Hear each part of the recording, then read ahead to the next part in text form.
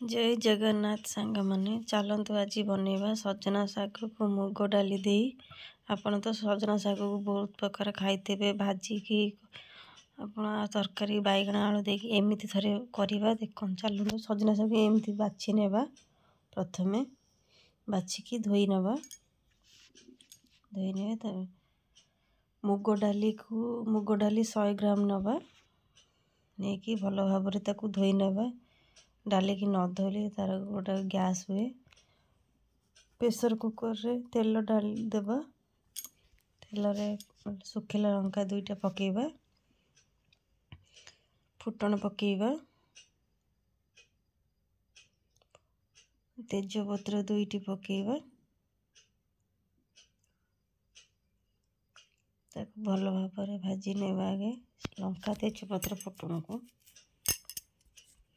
धोई रखी डाली की पकेबा। ता देहरे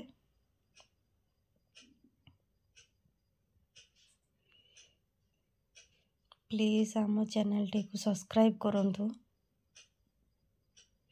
देखंतु से मुग डाली की धोई की रखी दे दबा।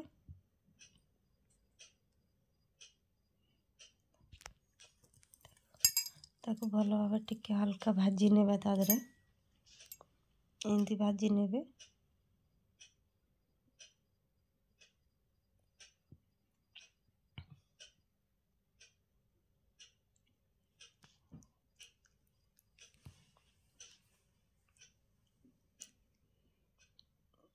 देखंतु भाजी हो गलानी।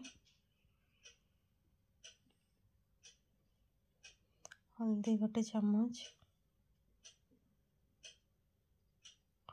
लंका गुंड 1 चम्मच। तापर हमें पानी दे देबा। टिके खंड हल्का पानी दे ताको भल भाव गोले नबा।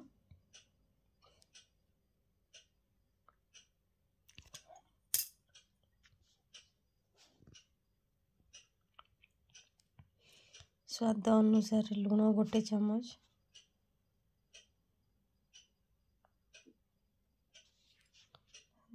भल भाव गोली नबा।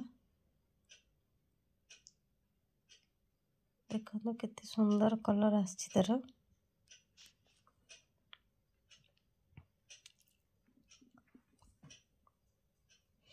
तार सेंट भी बहुत सुंदर आछि।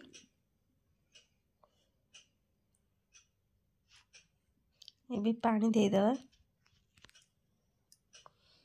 बेसी पानी दबानी अल्प पानी दबा।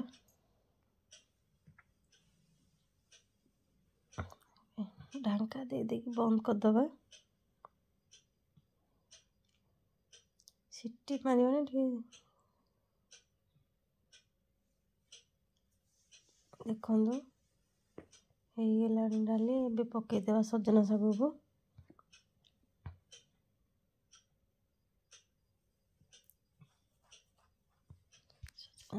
भल भाव गोले नबा।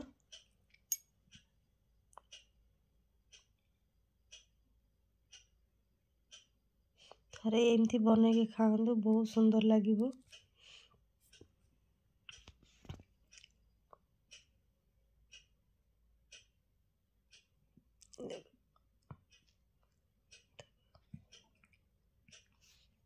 हाँ टे ढांकी देबा। पूरा दबा कवर देबानी खाली ऊपर ढांकी देबा हल्का।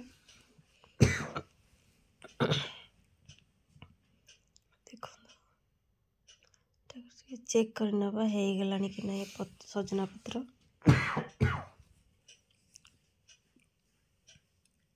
देखो हे गलानी।